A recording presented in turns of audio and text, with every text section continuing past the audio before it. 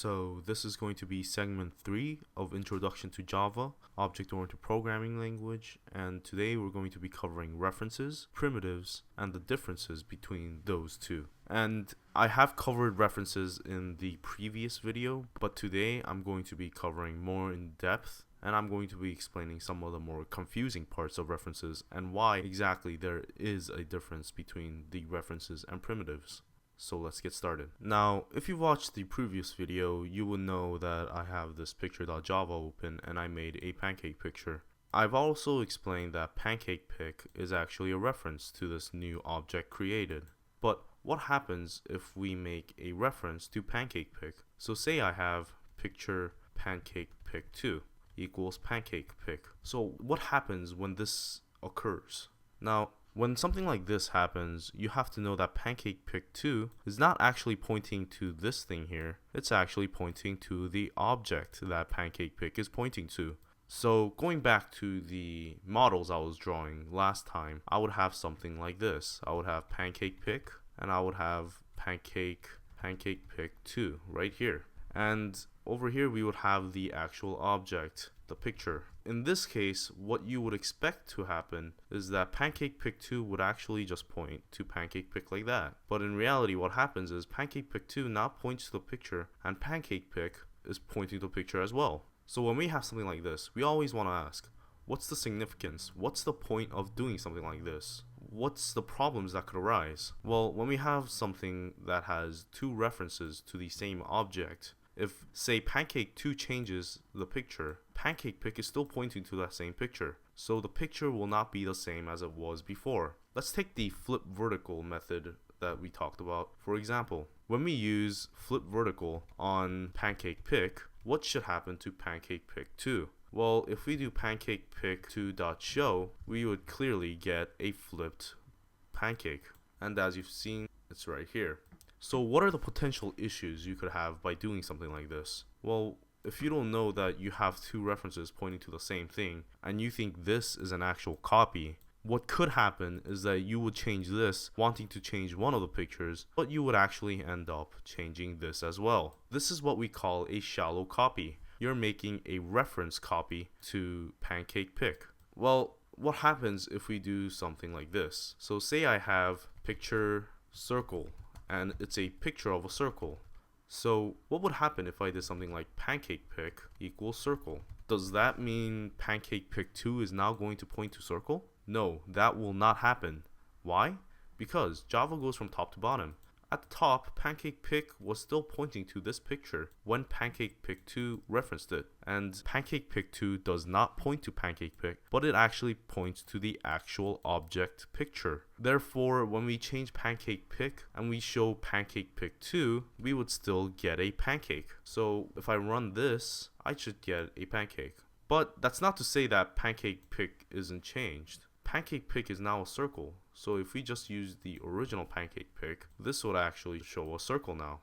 So that's something really important you need to understand about references and how faulty references or shallow copies could actually result in something bad. You always want to avoid having multiple references pointing to the same thing when you actually want different things. Now, when you make something called a deep copy and you want to actually make a copy, you would do something that has the keyword new. By having new, you're making a totally different object that would do something else. So say I have new picture pancake.jpg and we have a new picture of a pancake. Now, PancakePic, this is currently pointing to this new picture, and this is pointing to this new picture. Well, these are the same. Are they pointing to the same one? Not exactly. These two may be the same, but they are completely different objects. You made two different references to two new objects. So if I do something like PancakePic.flipVertical and just like last time do PancakePic2.show, this would actually show a regular pancake. Why?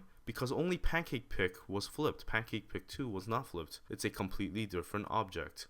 Now, this is a slightly confusing subject, so I will be giving another example at the end of this video. But let's cover primitives for now. So we have said Java is an object-oriented programming language, but there is an exception, and these exceptions are called primitives. Primitive refers to a certain type of data type that hold and take concrete values over references. So in this example, PancakePick and PancakePick2 are holding references to these new objects, but primitives are actually just takers. They take the value. So when we have something like int x equals 5 and we have int y equals x, it's not that x is pointing to 5. So it's not like this and y is pointing to 5 as well. It's not like that. It's actually the fact that x is taking the value and y is taking the value as well. So what does this mean? How is it different? Well, this means if we do something like x equals x plus 5 and we change the value of x, y is still 5. So when we print system.out.print y, this should actually print us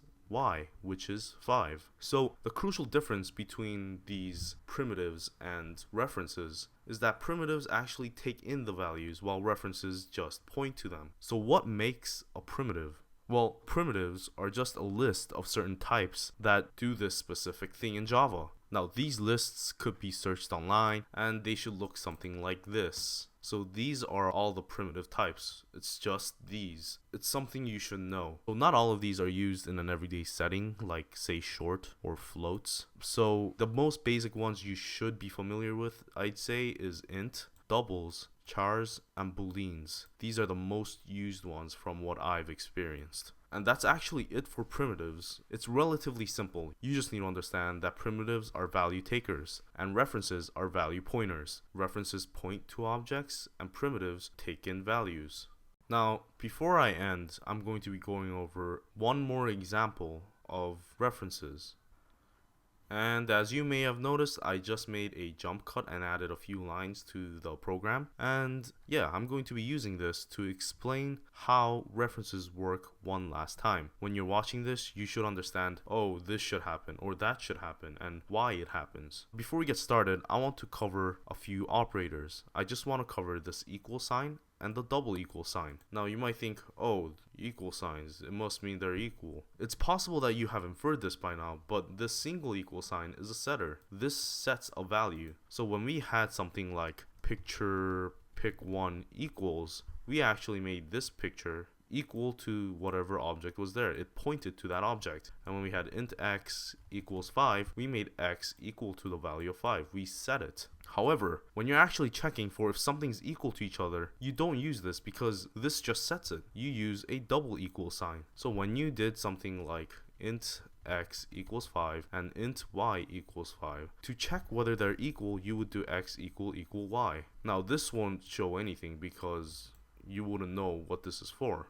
But this is something you should understand. There is a big difference between one equal sign and two equal signs. Now there is one last operator I want to talk about, and that's the exclamation mark equal sign. Now this refers to not equal, whereas the equal refers to equal. So when you're checking for non-equality, you would use this. And when you're checking for equality, you would use this. So let's get started on the example then. Now I wrote a few lines here, and these two are just strings that point to a string called yes sir, and these two are actually strings that make new strings called yes sir. Now what is the difference? Well, the difference is simple, but let's first see what happens when we check their equality. So when we go ahead and do string1 equals string 2, what should print? Should it print true, that they are equal, or false, that they're not equal? Well, as you may have noticed, these two objects are exactly the same. This should print true. So when we run this, we get true, as I've said.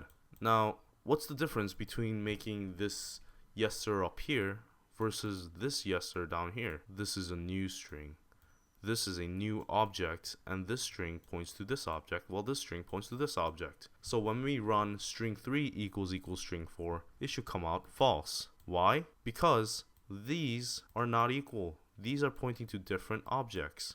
Now, if we use that really cool exclamation mark equal sign that we went over earlier, this would print true. And we could test it by compiling and running. And as you can see, it prints true. Why? Because they aren't equal, and this just shows that they're not equal. So that concludes references and primitives. And yeah.